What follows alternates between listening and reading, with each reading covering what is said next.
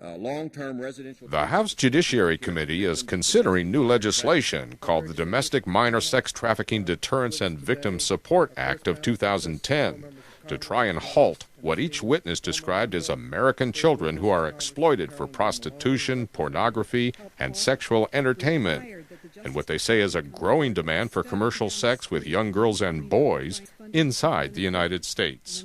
The committee heard shocking testimony from the witnesses, how over 100,000 children in the United States are sexually exploited, sold each year, and, said the witnesses, the problem is getting much worse.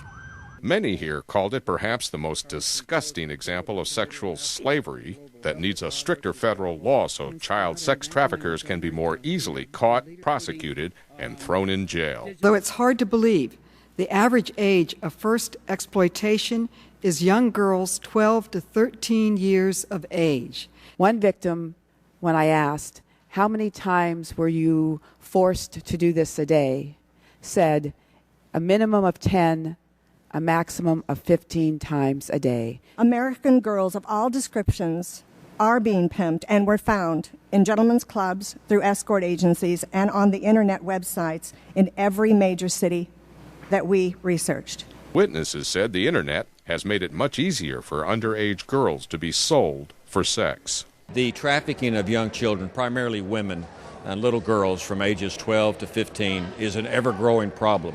It's a growing problem in the United States.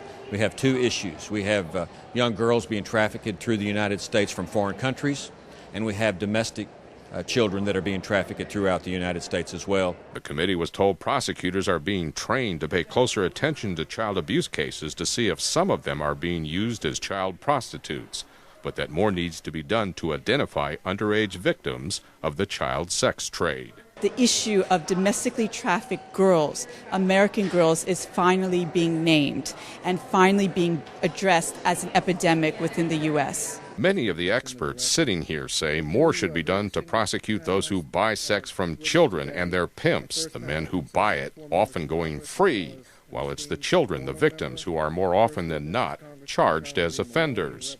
Witnesses said surveys show a recent surge in child prostitution, a 40% increase in Michigan, a 20% jump in New York, a staggering 64% increase in the state of Minnesota, and similar startling increases in other states. What is needed now, they said, is a tough set of new federal laws to effectively stop child prostitution in the United States. Congress, said one child advocate, is finally responding. Mike Kellerman, Press TV, Washington.